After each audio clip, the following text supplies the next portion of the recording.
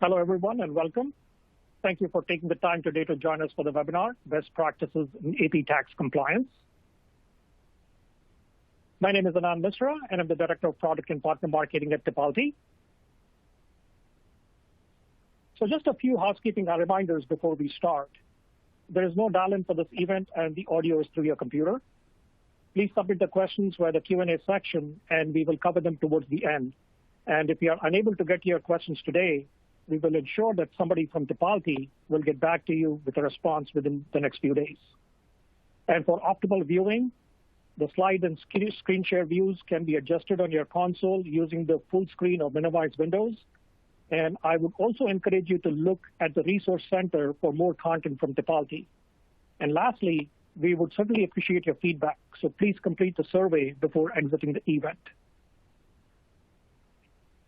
If you're interested in receiving 1 CPE credit for today's webinar, please ensure that you meet the following 3 criteria.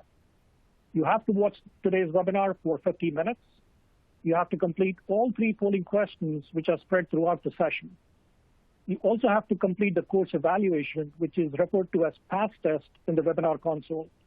You can access the course evaluation by clicking on the icon toolbar at the bottom of the console. We will keep the console open for around 10 minutes or so after the end of the webinar to give you enough time to complete the evaluation. So with that out of the way, let's kick it off. So we have today Laurie Hatten-Boyd, Principal at KPMG's Washington National Tax Practice. Laurie also heads up KPMG's Tax Information Reporting and Withholding Group. Laurie is a subject matter expert and a thought leader and engages in a wide range of withholding tax advisory services, assisting both financial and non-financial institutions in complying with their U.S. tax information reporting and withholding requirements. Laurie was acknowledged as one of the top 10 prominent people in tax. She was also nominated by Tax Notes Today as 2011 Person of the Year. Prior to joining KPMG, Laurie was an attorney advisor with the IRS Office of Associate Chief Counsel International, where she worked exclusively with the Section 1441 withholding regime. Laurie is a frequent speaker on foreign withholding issues and has authored articles appearing in International Tax Review, International Law Journal, and The Tax Lawyer. She's a member of the Washington State Bar Association. Laurie has a JD degree from Gonzaga University and an LLM in tax with distinction from Georgetown University Law Center, I would say. So welcome, Laurie. And I'm Anand Misra, Director of Product and Partner Marketing at Tipalti, where I'm responsible for driving messaging, positioning, and product launches. And prior to Tipalti, I was the Director of Product Marketing with Oracle NetSuite, a leading cloud-based ERP solution. And I have over 17 years of experience in product marketing and product management. So with that out of the way, I would like to welcome Laurie. The floor is yours. Take it away, please. Thanks, Anand. So just to get started, we'll just start with the agenda about what we're going to talk about today. First, we're going to talk about Internal Revenue Code Section 1441, and that is the section that requires the withholding tax that a withholding agent must impose on certain payments to non-U.S. persons, and we'll get into all those details about what that means. Then we're going to get into some common misperceptions with respect to some of the tax documentation, and then some hot topics, some of the things that we're currently hearing or some changes that are going to happen in this space. And then at the end, we're going to wrap up with the IRS's compliance initiative surrounding these types of cross-border payments and what's going on their side right now. And before that, we are going to start off with a polling question. So our first polling question, and again, just to remind you, there are only 3 polling questions, so you need to answer all 3 of them to ensure that you get the CPE credit. We want to make sure that you get that. Okay, so the first polling question, when do you collect tax forms, so the W-8s or W-9s, from your suppliers? And the first one would be during the supplier onboarding, before a payment's ever processed. The second one, you try to collect during onboarding, but sometimes you don't get it until after the payment goes out. The third one is at the year end, before you're preparing the information returns, the 1099 or 1042S. And then the last one, you don't have a practice where you regularly are collecting those forms. And I'll give you a little bit of time to answer that.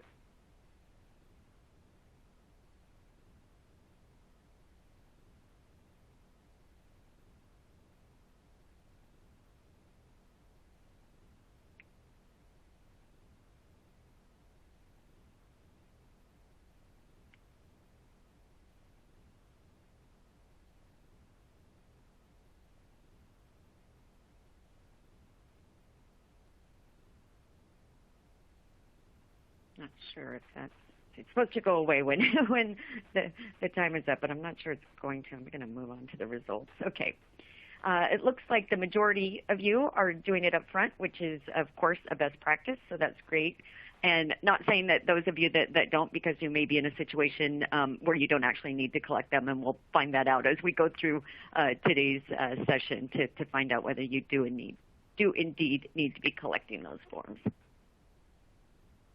So just starting out, what are the nuts and bolts, the basic mechanics of this Section 1441 withholding requirement? So just the starting point is you're making a payment, a FDAP payment, fixed, determinable, annual, or periodical income, and we'll get to exactly what that means in a moment. On the left hand of this diagram, you've got a FDAP payment going to a U.S. person. That's potentially going to be subject to Form 1099 reporting if you don't have the Payees TIN in the manner required. And I say that because not all payments require a W-9. Some just require the TIN. But if you don't have that TIN in the manner required, there's a requirement to impose 24% backup withholding. For a U.S. person, this is going to cover both U.S. and non-U.S. source income. Of course, that 1099 is going to go to the IRS and to the recipient. Then the IRS gets to match up the 1099 with the recipient's tax return to make sure all that income is reported. And if not, we get the nasty gram asking us to explain ourselves. And then the distinction here is on the right side, and that's going to be the payments to the non-U.S. persons. And here we're only concerned with U.S. source income. Of course, the U.S. is only going to tax U.S. source income that's paid to non-U.S. persons. Our starting point is a 30% statutory gross basis taxation. That can be reduced under certain code sections and income tax treaties, but the documentation is the key to that. There's no ability to reduce that rate of withholding without the proper tax documentation. The reporting on this side is going to be a Form 1042-S. It's just the non-U.S. equivalent of our domestic 1099. Same process. A copy goes to the IRS. A copy goes to the recipient. And then for those countries in which the IRS has information exchange agreements, they're going to exchange that information with its treaty partners on an annual basis.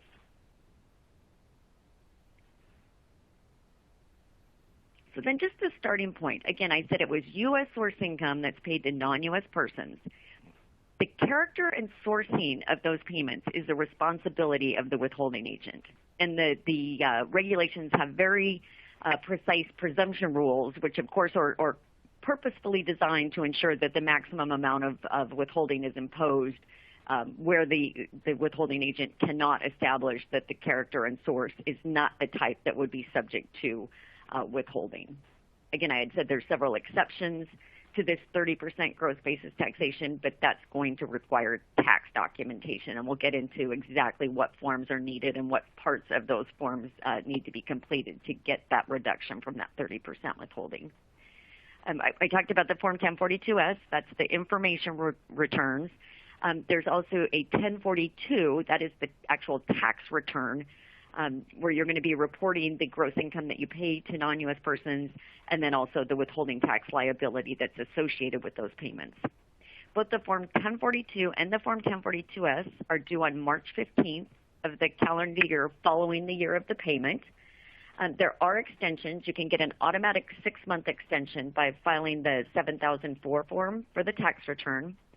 For a 30-day extension of the Form 1042-S, you can file a Form 8809, and this is a common mistake here. That only extends the IRS copy.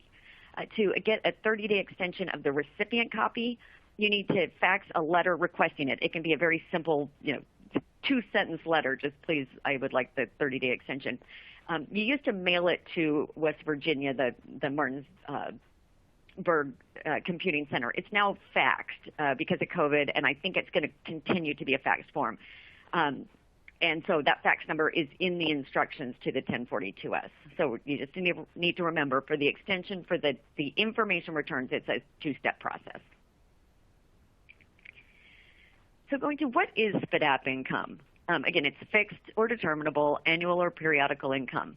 It basically means all income other than income from the gain from the sale of property, market discount, or option premiums. I don't think you're ever going to have the latter two, but certainly in accounts payable, you're going to have goods, inventory purchases, and whatnot, and that would be excluded. The exception to that for goods or products would be if it's an IP right that is sold and the sales price is contingent on future use. That's actually going to be treated as a royalty payment as opposed to the sale of a good or a product or a property. So again, it's going to be services income, it's going to be royalties, it's going to be rents, directors' fees, interest on accounts payable, prizes. So again, that's the starting point for the type of income. And then, as I mentioned, it's only going to cover U.S. source income. Again, that is, as the withholding agent, it's your responsibility to determine whether it's U.S. source. So for services, whether the services are performed in the U.S., that would be U.S. source. Rents and royalties, it's where that property is located, an IP right where it's used. And so again, for services, you really are going to want something in your contract, your statement of work, or on the face of the invoice. And if you don't have it in one of those places, you really need to get a certification from the service provider that says all services are performed outside the U.S. And an email is even fine, but you've really got to have something concrete like that to establish that you're out of those presumptions where the presumption is otherwise going to say it's U.S. source and subject to withholding. And we've got an example here of where that presumption comes in. In this example, the U.S. person is making a payment to a non-U.S. person for services, and there's a large upfront payment for the services. And at the time that upfront payment is made, we don't know where the services are going to be performed. And so under the presumption rules, that upfront payment is going to be presumed to all be U.S. source. This is something that the IRS is very particular on audit. So it is very important that you get what we call service statements from those service providers as to where services are performed, because they do interject on exam this presumption rule, and it is up to the withholding agent to rebut that presumption, and they're pretty particular about how that's done.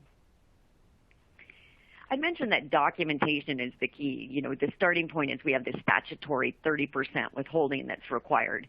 And again, for the types of payments that most of you are going to be making, it's going to be an income tax treaty that's going to be what might reduce that 30%. But without the tax documentation, you're not going to be able to reduce that rate. So the whole cornerstone to the 1441 withholding regime is really documentation. The documentation is going to let you as the withholding agent know, am I making a payment to a U.S. person or a non-U.S. person? Is this person the payee or the beneficial owner? And I'll get to that distinction in just a moment. And then what is their classification if it's an entity, or are they a corporation, are they a partnership, are they a trust? It's going to, again, as I had mentioned a couple times now, it's going to be the determination as to whether you can reduce that 30% statutory withholding. And the key, again, is you really should have the documentation on file prior to making the payment, or you're going to have to apply these mandatory presumption rules. And as I talked about at the polling question, there are certain circumstances where, because of the presumption rules, and you've got that you've got that service statement that says all services are performed outside the U.S., then you wouldn't need the documentation because it's no withholding, no reporting. But in general, documentation should be obtained up front. And then we're going to have one more polling question right now. I think I'm supposed to give you a message to refresh your screen so you can see the poll and respond. And it says it should pop up in the window. So let's see if this one works. And it's, what tax forms do most of your suppliers provide to you? And is that a W-9, which would be a U.S. person, a W-8 Ben, a W-8 Ben-E, or, again, they're not providing them because they don't need to for some reason or another. I'll just give you a few moments there.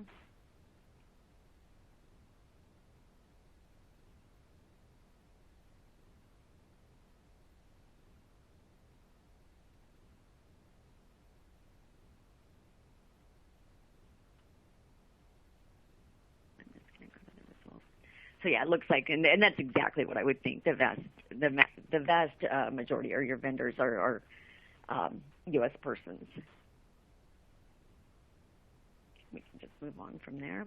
So I'm just going to go through the various types of documentations when you're making a payment to a non-U.S. person. NRA stands for non-resident alien, so just a non-U.S. individual or entity.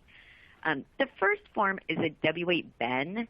BEN stands for beneficial owner, and this is just for individuals. There used to just be a W-8 BEN for individuals and entities that were non-U.S., and then FATCA came along and they separated those out because there were a lot of FATCA certifications required for entities. For most vendor-type payments, accounts payable type payments, you won't need a FATCA status, and we'll talk about some things that can make your life simpler there, but that's the reason these two forms are now bifurcated. So again, the W-8 BEN, it's for individuals. They're certifying, they're not U.S., they're the beneficial owner of the income, and they're able to claim a treaty benefit if they're so entitled on that form. The next form is the W-8 BEN-E. The E stands for entity. So again, they're certifying, I'm not U.S., I'm an entity, I am the beneficial owner of the income, and again, just like the BEN, on the BEN-E, a non-U.S. entity that's entitled to a reduction under an income tax treaty can complete that section of the form to claim that benefit. The next form is a W-8 ECI. That stands for effectively connected income, and that's when the non-U.S. person is certifying to you, I'm not U.S., I am the beneficial owner of the income, but this income that I'm receiving is effectively connected to a U.S. trade or business that I have. For a non-U.S. person that has a U.S. trade or business, they're taxed just the same as you and I. They're not subject to this gross basis taxation. Instead, they're taxed at the graduated rates, and they get deductions on their income just as you or I would with our business income. And so in this case, if you get a W-8 ECI that's properly completed, you wouldn't have to withhold. Instead, you just report, and then the IRS matches it up just with their tax returns, just like they do the 1099s for U.S. persons. The next one is a W-8 EXP. I wouldn't expect for you to see a lot of these. That is from a non-U.S. government or a non-U.S. tax-exempt entity that's claiming an exemption under the Internal Revenue Code. So again, in the accounts payable world, I wouldn't expect these to come up often. The next one is a W-8 IMY. This is from a non-U.S. person that's not the beneficial owner. So either they're an intermediary, so a nominee that's acting on behalf of somebody else, or a non-U.S. partnership or other flow-through entity, which would be a grantor trust or a simple trust, where the underlying owners are actually the beneficial owners. So it's a certification, I'm not U.S., I'm going to give you the documentation of the persons for whom I'm receiving this income, and I'm going to give you a withholding statement that allocates the payments to each of those persons.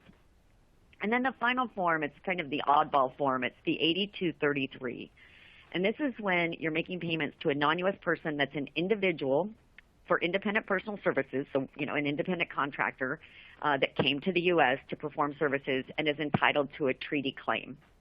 The reason I say this is the oddball form is the other forms, you just collect them and you validate them, make sure that they're properly completed, and you keep them in your files for if and when you're ever under exam from the IRS to show support for why you withheld at the particular rate that you withheld. The 8233, you actually have to validate the form, and then you send it to the IRS, and you wait 10 days, and if you don't hear from them, then you can go ahead and make the payments at the zero rate under the treaty. I used to say that we never hear from the IRS within 10 days, so, it's just a formality that you go through. In the last month, probably, I've had several clients reach out to me showing me letters that they received from the IRS where they had indicated that the 8233 that they're reviewing is not valid. The funny thing was they were nowhere near the 10-day requirement. In fact, they were about 6 months after the time that the 8233 had been submitted, so the payments were long gone, and the withholding agent was within its right to impose the zero rate. But just to let you know that we actually do know now that they are looking at those. I've been in this space for a very long time, and this is the first I've ever seen a letter come back from the IRS with respect to an 8233 that had been submitted.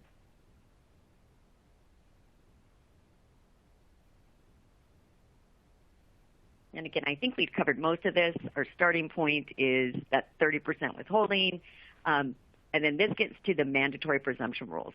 If you're making a payment that is subject to withholding, so U.S. source FDAP type income, and you don't have the documentation on file, you have to apply the presumption rules. And you must withhold in accordance with the presumption rules unless your actual knowledge or reason to know is going to result in a higher rate of withholding. And when these rules were first created, it was designed that the presumption rules would always result in the highest rate of withholding. But when these 1441 rules were drafted, the backup withholding rate was actually 31%, and then it had gone down to 28, and then now 24. So it doesn't always happen that way. So now, oftentimes, your actual knowledge or reason to know does come into play where it never used to before. But for an individual, the presumption is going to be that they're a U.S. person, and 24% backup withholding would be required. If the payment is going to an entity, you're going to look for foreign indicia. And in the accounts payable world, there's like 5 different types of indicia. But for you, where it's the 2 that are really going to be prevalent are the communications to this payee would be mailed to an address outside the U.S., or you've got a non-U.S. telephone number. And if that's the case, the presumption would be that the entity that you're paying is non-U.S. And then, again, I've got that caveat that if your actual knowledge or reason to know would result in a higher rate of withholding. This can get really complicated because you might be paying non-U.S. and U.S. source income to the same person, where it would be 30% on the U.S. source income, but under the presumption rule where they're non-U.S., it would be 0 for non-U.S. source income. So then you have to treat them 2 different ways for 2 different types of income. So the moral of the story is if you get the tax documentation up front, you don't find yourself in that situation where operationally it's next to impossible to apply these rules if you're under those presumption rules. And that kind of just summarizes the types of documentation. And now I'm just going to go through some of the misperceptions that we see with respect to the tax documentation. But before I get into that, we have one more polling question, and this relates to withholding. So when you're making these types of payments to non-U.S. persons and you've got withholding that you have to impose, how is it that you're making these calculations? And is it manually on a spreadsheet? Are you using some type of internal homegrown tool? Do you have a complete AP automated system that's calculating it? Or is it just not applicable to your business because you're not making the types of payments that would be withholdable?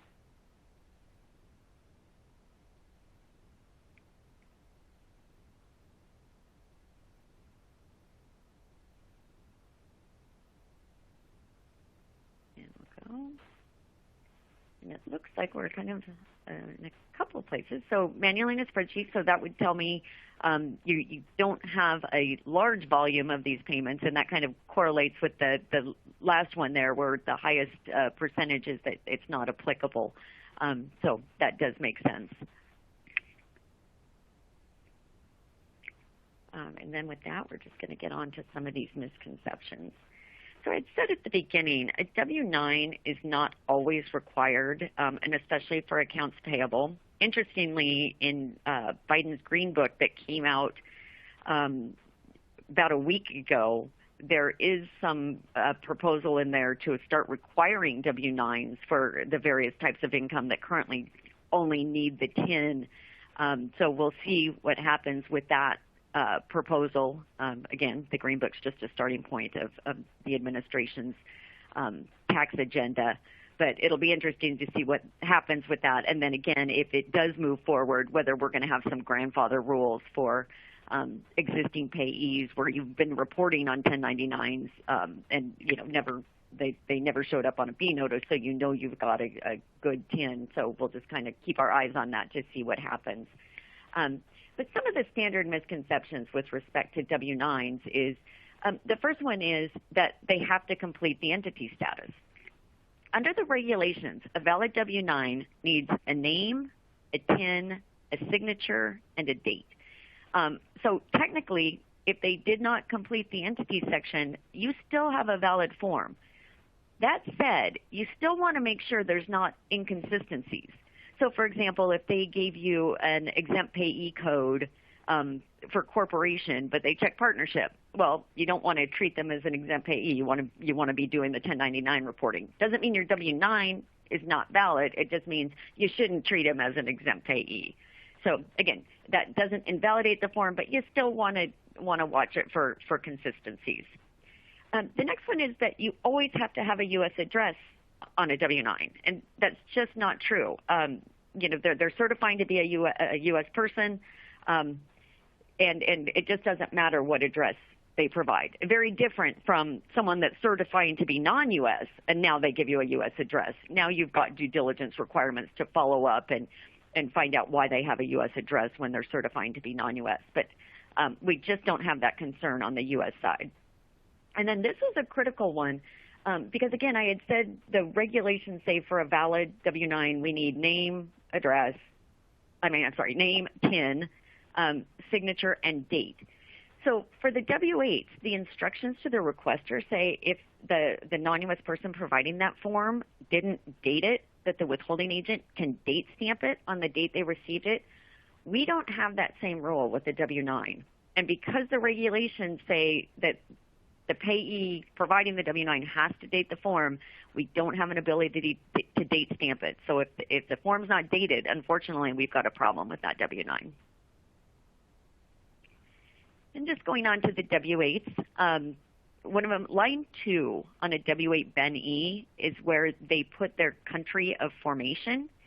And it's often perceived that if they put U.S., it's logical that that wouldn't be correct. There are certain circumstances where it actually can be correct, and that's if the entity providing the form is an international organization or a trust.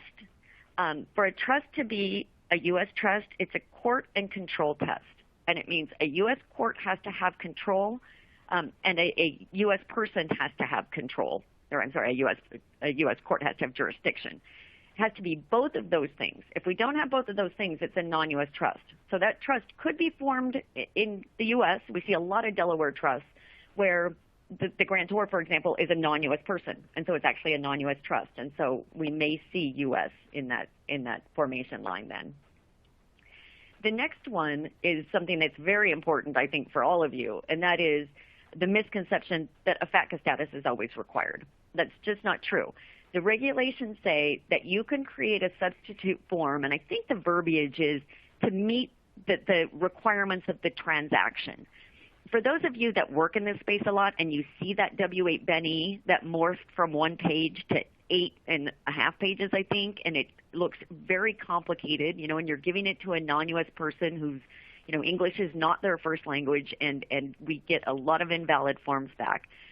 If you're making a payment that's not a withholdable payment for FATCA purposes, and a withholdable payment, it just generally is a FDAP payment that's financial in nature, so interest and dividends and bank fees, things like that.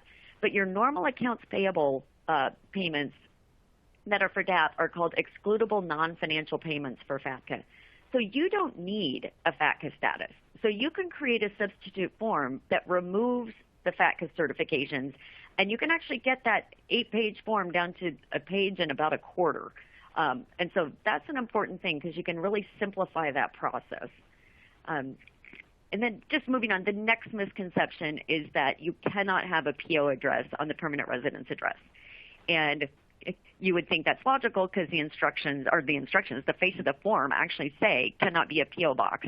But there is a notice out there, Notice 2001-4, that says the withholding agent can accept a PO box as a permanent residence address on the form as long as they don't know or have reason to know that a permanent residence address exists or that the person is a U.S. person. And the reason that notice was issued was because some foreign countries don't actually have physical addresses. There are some Arab countries that don't. And then there was also some rural routes in Canada where they don't have physical addresses. And this was for that type of purpose, where they actually don't have a physical address, and there's a reason for it. There's also an in care of address. The face of the form also says you cannot have an in care of address as a permanent residence address. There is an exception in the regulations, and that is if the in care of address is the entity's registered address, and they would actually have to give you documentary evidence, so their org docs that would show their registration agent, so that you can see, yes, in fact, that in care of address is their registered address.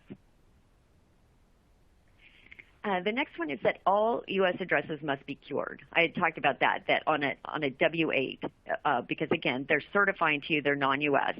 And normally, if there's a U.S. address on there, you would need to either get documentary evidence, so organizational documents, or for an individual, it would be government-issued identification, a passport, a driver's license, a national ID card, or a reasonable explanation as to why they have a U.S. address. The exception to this is a W-8 IMY. Again, that's the form that is where the non-U.S. person is certifying I'm not the beneficial owner of the income. So nobody cares if there's a U.S. address on there because, again, they're not the beneficial owner and they're not claiming a reduction for themselves. Instead, they're passing up the documentation for the non-U.S. persons that they're acting on behalf of. And the other one is the W-8 ECI. If you recall, that's the one where the non-U.S. person is certifying this income that you're paying me is effectively connected to my U.S. trade or business. Because of that, we would actually expect there to be a U.S. address on that form. And so those are the two common misconceptions with respect to that U.S. address.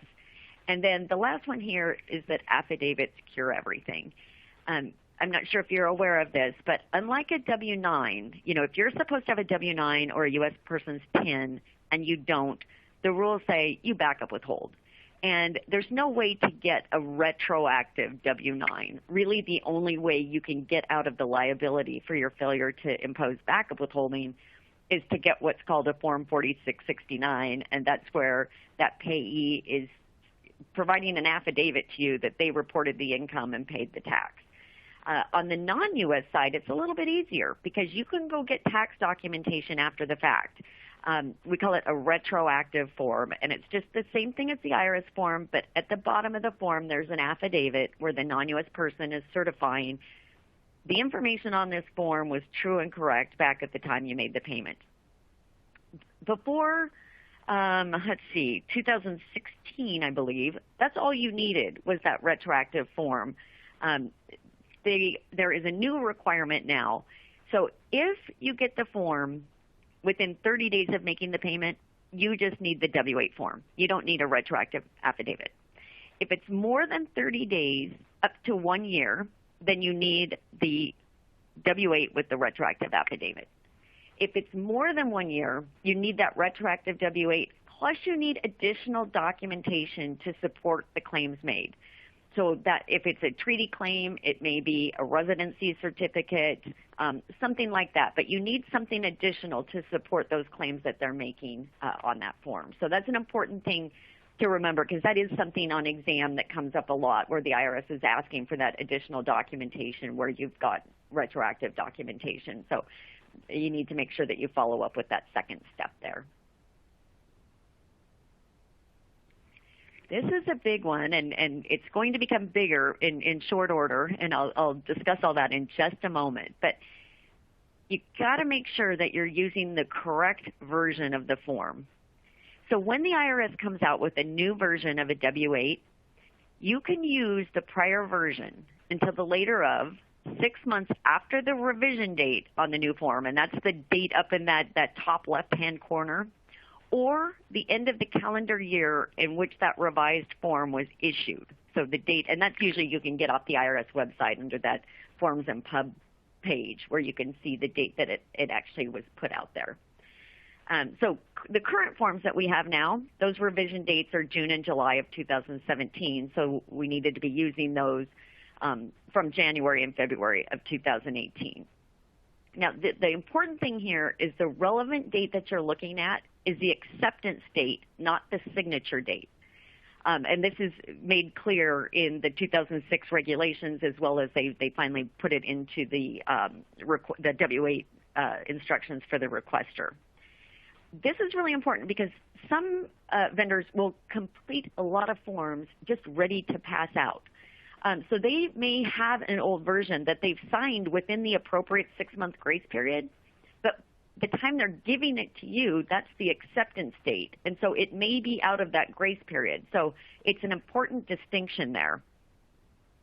So you want to make sure in that circumstance that you've got the right version within that 6-month grace period of the time they're giving it to you, not when they signed it. And then the question is, what about if you've got a vendor that's an intermediary or a foreign partnership or flow-through trust? They give you a W-8 IMY. That's the one you're concerned about. You want to make sure the W-8 IMY is the correct version. As long as it's plausible that they could have given that underlying documentation to the intermediary or that flow-through partnership or trust, then you're fine accepting an older version of the underlying documentation. And here's why it's important. There is a new Section 1446F. This probably isn't going to impact you at all, except for its relation to the new forms. So 1446F is going to require withholding in certain cases when a non-U.S. person sells a partnership interest. The IRS is currently updating all of the W-8 forms to have these new 1446F certifications. Excuse me. So we know they're working on them now. They've told us that their anticipated rollout will be the W-8 ECI first, then the W-8 IMY, then the W-8 Ben-E, and then the W-8 Ben. I think I have Ben-E here twice. The Ben is supposed to be the last one. They are going to send them out in final form, is what we've heard, with instructions coming out with an ability to provide comments on the instructions. So we need to be watching out for this. They should come out within the next couple months. But once these come out, even though the 1446F certifications have no relevance to what you're doing or the payments that you're making, you still need to make sure that you're using the proper version of the form. So that is something you're really going to need to be watching for. Sorry, I'm choking on something. Okay, so now we've gone through all of that, and now we're going to get to why do we care? Excuse me. Goodness. Okay. Why do we care about all this right now? And I think we care about this right now because the IRS cares about this right now.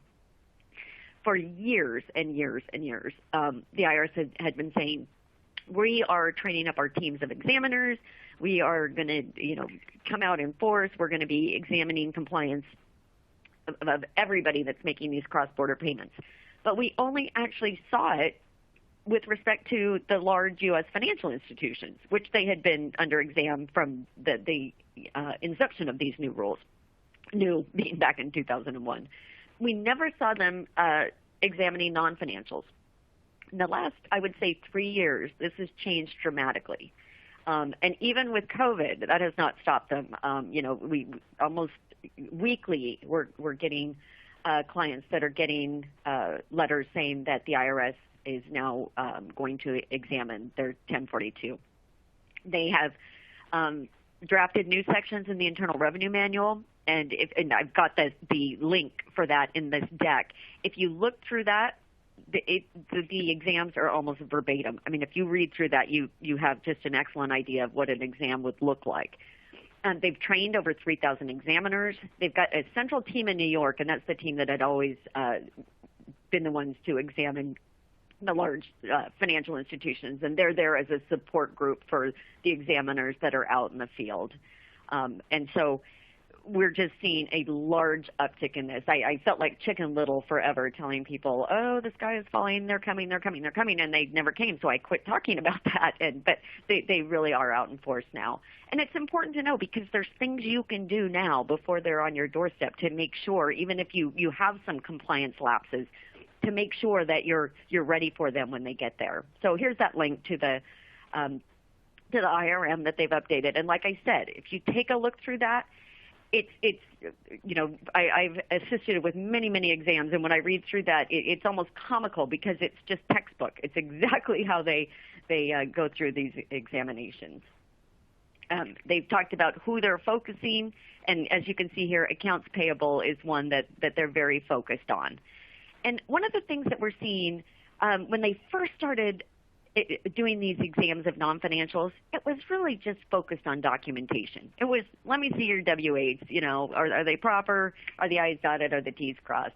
And we're seeing them really get to the substance more. They're starting to really read the contracts. They're trying to determine what exactly was the character and source of these payments that were being made. And that's new. I mean, that's probably within the last 6 months that we're really seeing them move beyond the documentation. Not to say that they don't look at the documentation. They absolutely do. They sample it. And again, the I's need to be dotted and the T's crossed. But they are moving out. And they're also really looking at the Forms 1042-S.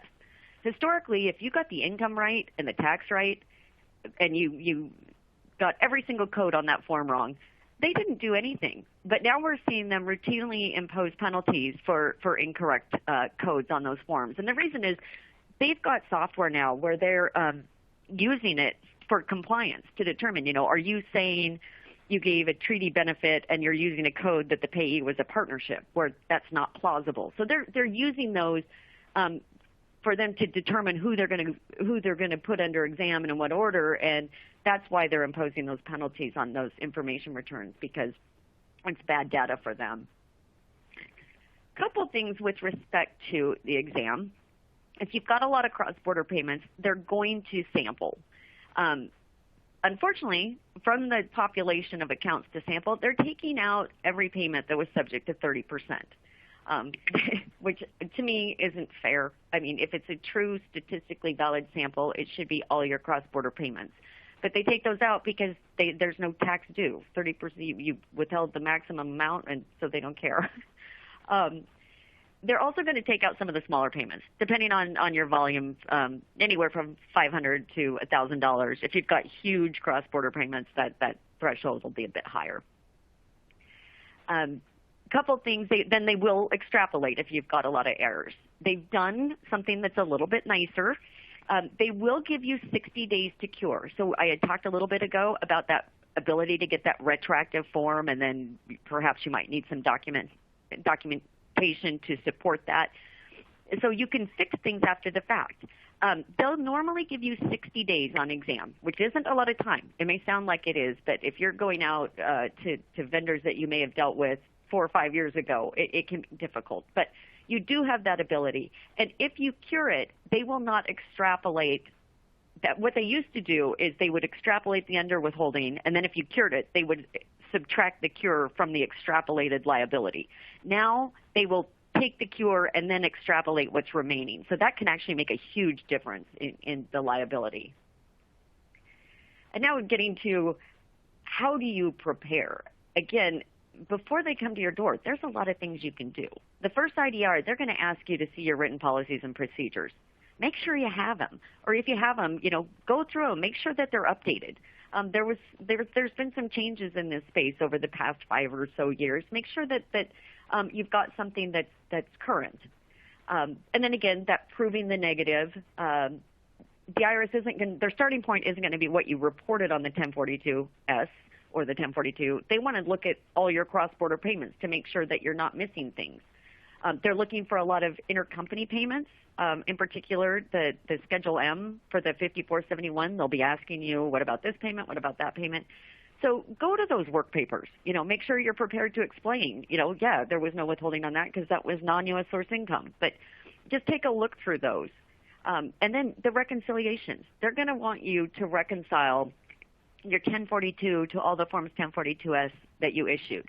This can be difficult when you're under exam. So I always recommend try to do that quarterly each year so that you're not faced with this enormous task. At least make sure you do it each year. Like, don't wait 5 years later when you're under exam and have to go back and try to reconcile what happened years before. Oftentimes the same personnel aren't there. It can be very difficult. But like I said, best practice, I think, if you can do that quarterly, you're going to be in really great shape. And then just managing the exam. Ask for draft IDRs. Make sure that you know what they're asking for. You need to know how much time it's going to take. and until you can talk with them and understand exactly what they're going to ask for, they are really good about giving additional time if you ask for it up front. But once the time is set in the final IDR, they've got to answer to their management if things slow down and things are not on track. And so then they don't have as much wiggle room to give you more space or more time. So, but if you know up front, then you can, they will absolutely work with you. They've been really great about that. But just make sure that you've got the drafts and that everyone's on the same page before they go ahead and issue that final IDR. And then make sure that you're prepared. You don't want to have them come into that opening meeting and start asking you questions and, well, I don't know where we keep the W-8s, and I'm not sure if we have policies and procedures. That opening meeting is your chance to shine. It's your story to tell. Here's our policies and procedures. Here is our process. Here's what we do. And when I sit in on those opening meetings with a taxpayer and I hear them, rattle off those things where they know what they're talking about, I see a much lighter touch with those exams. So you really want to make sure that you're prepared to have those conversations with them, and that you know what your processes are, and that if you had any problems with them, you've fixed them before that time. And just to that point, with this final slide before I wrap up, how do you do that? You've got to know where you stand. So audit yourself as if you're the IRS. Select a sample, review your documentation, make sure that it's proper. Review it through to the withholding rate that you applied. Does the documentation support that? If you gave a reduced rate under a treaty, when you look at that treaty section, is it properly completed? Is there a U.S. or a foreign TIN on the form that's required for a treaty claim? Because again, you can get that retroactive documentation. That's the beautiful thing on the payments to the non-U.S. persons. You can fix it after the fact. Get yourself time to do that. Or if you need a curative documentation, did you have a U.S. address on the form and you missed it? Well, you've got time to go get that. And then amending any inaccurate reporting. If you messed that up, there's no problem. You can amend it and fix it. And then just the final point, if you determine, I made mistakes that I can't fix. I gave people a reduced rate and they're resident in Brazil and there's no income tax treaty. There's a very simplified voluntary disclosure process within the IRS for Forms 1042. In fact, you can go through the whole process. 95% of taxpayers can go through the whole process without actually having a conversation with the IRS. It's basically filling out a template, explaining what happened, what you've done to fix it going forward to make sure it doesn't happen, a request for abatement of penalties, and the amended tax returns. And so if you find yourself in that situation, consider that. You've tried to remedy, you've done everything you can, and if you're at a point where you can't, it's an option. But the critical thing there is, again, just know where you stand before you're sitting at that desk with them or on that phone call with them at that opening meeting, because it really, truly will make a difference. And with that, I am going to turn it back over to Amand. Thank you, Laurie, for the really comprehensive and highly compelling content. I know that it's a lot to take in for the attendees. The good news is that we are recording the webinar and will be available to the attendees later. So please reach out to us for the recording. So in the next section, I will provide highlights about the Tipalti solution, which will give Laurie a 5-minute break before we go on to the Q&A section.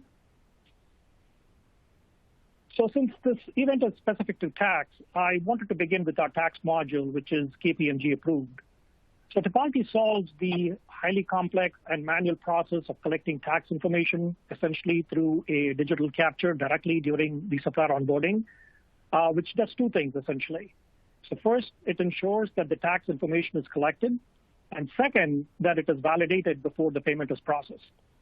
So Tipalti's tax solution for U.S. payers simplifies the process and helps businesses comply with IRS provisions, tax provisions, I should say. So you can require all the payees to fill out the tax forms upfront or provide their VAT or local tax IDs as a part of the self-registration on the Tipalti portal. And our guided tax form wizard helps suppliers of U.S. payers select the correct tax form based on country and business structure. And once the tax form is selected, Tipalti digitizes the tax forms and applies over 1,000 plus rules, including TIN validation, to ensure that proper data has been provided. And of course, we support the W-9 and W-8 series of forms as well. And what we do at the year end is we generate the 1099 and 1042S tax prep reports and calculate necessary withholdings as well. And for non-U.S. taxpayers, Tipalti collects and validates local and VAT tax IDs in 49 countries. But just a quick caveat before I move on, it's important to note that we don't provide tax advice or do tax filing. We do have partners who do the tax filing on our behalf or our customers' behalf. And any tax-related information that I'm covering today should not be construed as any kind of a tax or legal or investment advice as such. So here I wanted to give a quick overview about Tipalti. So Tipalti is a global payable solution that enables businesses and finance departments to automate and scale their accounts payable as their business grows and becomes global. So what you see on the screen is what we call the Tipalti wheel, which highlights a philosophy that if you put a robust system in place now, you will not outgrow it as you scale. So we provide an end-to-end solution to manage the entire payables operations. It starts with supplier management, with self-service supplier onboarding, which includes over 26,000 built-in rules and validation to ensure data integrity and reduces payment errors. And like I mentioned earlier, we have a KPMG-approved tax compliance engine that identifies and collects the correct tax forms, such as the W-9s and W-8s. And as I mentioned earlier, generates the 1099 and 1042S tax prep reports and calculates any necessary year-end withholdings as well. The solution, of course, includes invoice processing with OCR technology, machine learning and managed services to ensure touchless or straight-through invoice processing, along with advanced approvals. We also have 2- and 3-way PO matching if they are PO-backed invoices. And we are a licensed money transmitter and pay across 196 countries in 120 currencies with 6 different payment methods. We also perform sanction screening to ensure that you don't pay anyone who's on a government watch list somewhere, listed as a money launderer or a terrorist somewhere. We have robust AP reporting with more than 20 out-of-the-box reports and real-time multi-entity payment reconciliation with your ERP, which basically ensures a faster financial close. And NetNow that you see on your screen is our built-in early payment solution. And you can generate revenue by paying your suppliers earlier without adding to your workload or changing your workflow itself. The one last capability that I want to highlight is our FX or foreign exchange solution that you see under the Service Foundation sections below. So you can save time and eliminate risk on foreign exchange or FX conversions with our FX hedging and FX spot rate solution based on your need. And it's ideal for companies with multiple entities or suppliers who are global and need payments or funds to be transferred in a different currency. And these are complex and sophisticated solutions which were till now not available to only available, I should say, to larger businesses. And with Tipalti's FX solutions, we are making it available to all companies, fast-growing companies, mid-sized companies as well. And of course, it's all built on the Tipalti platform, which ensures all the proper financial controls or compliance are in place. So here's a look at Tipalti in general. And like I mentioned earlier, we are a global payables automation system for fast-growing companies with over 1,500 customers, some of which that you see on your screen. And we take pride in serving our customers and are proud to have a 98% customer satisfaction rate and a 99% customer retention rate. On the screen, it says 98, but it's actually 99. And more than $20 billion is transacted annually through our system for well over 4 million Payees around the world, and this is doubling every year. And our name Tipalti essentially means we took care of it, which implies that let us take care of your global payables operations, which will then allow you to free your resources to focus on more value-added activities. So hopefully that provided you some information and context about our capabilities. And before we move on to the Q&A section with Laurie, just a quick reminder on the CPE requirements. And if you're interested in receiving the CPE credit for today's webinar, please ensure that you meet the 3 criteria. You, of course, have to watch today's webinar for 50 minutes. And hopefully everybody had a chance to complete all the 3 polling questions. But you also have to complete the course evaluation, which is referred to as PASS test in the webinar console. And we will keep the console open for about 10 minutes after the end of the webinar to give you enough time to complete the evaluation. So with that, I will open it up for Q&A, and there are quite a few, Laurie, that have come in. So let me begin with some basic questions that have come in. So somebody is asking, what is FDAP? So great question. So FDAP is, or FDAP, it's fixed, determinable, annual, or periodical income. And it's just the term of art that's used for purposes of the 1441 withholding rules. And again, basically, it's any type of income that's paid other than income that is for the sale of property. And the next question, Laurie, is, again, I think, a question that says, what or who is considered a non-U.S. person? Well, that's an interesting question. By definition in the code and the regulations, a non-U.S. person is anyone that's not a U.S. person. So I get that's not helpful. But if you're not a U.S., for an individual, a U.S. person would be a citizen, a resident of the U.S. And a resident means that you are a green card holder or you've passed the substantial presence test.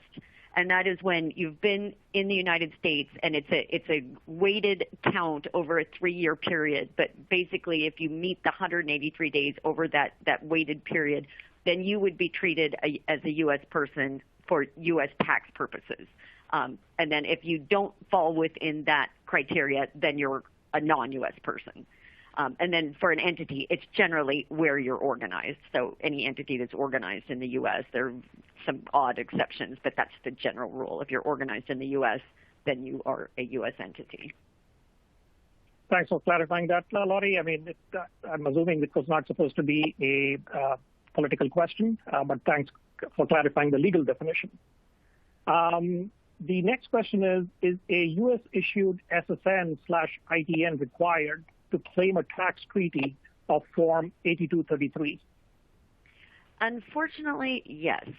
In the regulations, when they were updated in 2014, when a non-U.S. TIN was allowed on a W-8 BEN or BEN-E for a treaty claim, they included, in the definition of tax documentation, they included an 8233, so we all thought that, we were so excited that a U.S. tax number wasn't going to be required for the 8233. The IRS doubled down on that in a preamble to a regulation as well as to the instructions to the form and said no.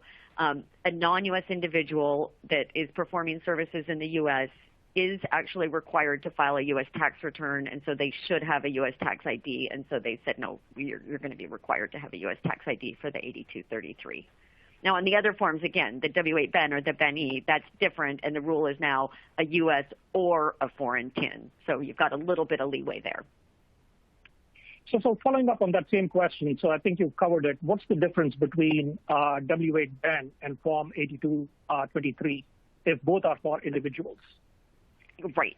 So the 8233 is only when the non-U.S. person has performed services for you in the U.S. and are claiming a treaty benefit.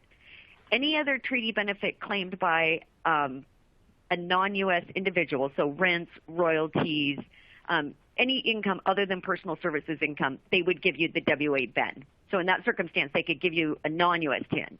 But yeah, anytime it's an individual and personal services that they came and performed in the U.S. So an independent contractor that came into the U.S. to perform services for you and are entitled to a treaty reduction, they need to give you the 8233.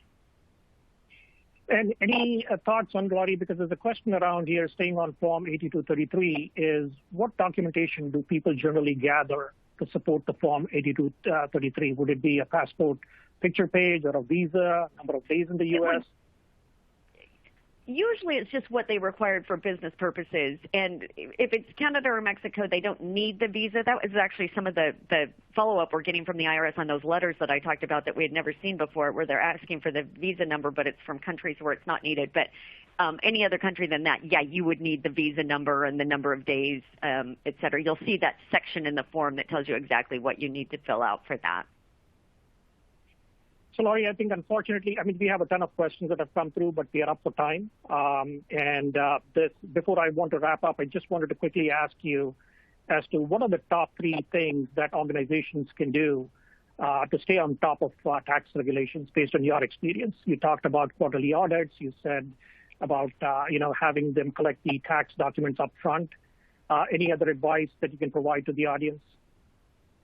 Yeah, I think like I said, with the new forms coming out, make sure you're always using the most current version of the form. Again, even if the changes to the form have no relevance to what you're doing, you still have to ensure you're using the latest version because that is a regulation requirement. So, as a withholding agent, you've got to follow those regulations. And again, just being prepared, routinely. Do those reconciliations of your payments so you're just not stuck with everything at the end, and make those determinations up front, not just the tax documentation, but know what you're paying before you're paying it. You've got to look at that contract or invoice or whatever it is that you've got from that vendor to determine what is the character and source of the payment I'm making, because that's what's going to drive what tax documentation you need and what reporting at the end of the day you need. I can't tell you how many times, the following March when people are preparing their 1042s, I get emails with a contract saying, can you tell me the character and source of this payment? And it's like, well, you made it a year ago. It's too late now.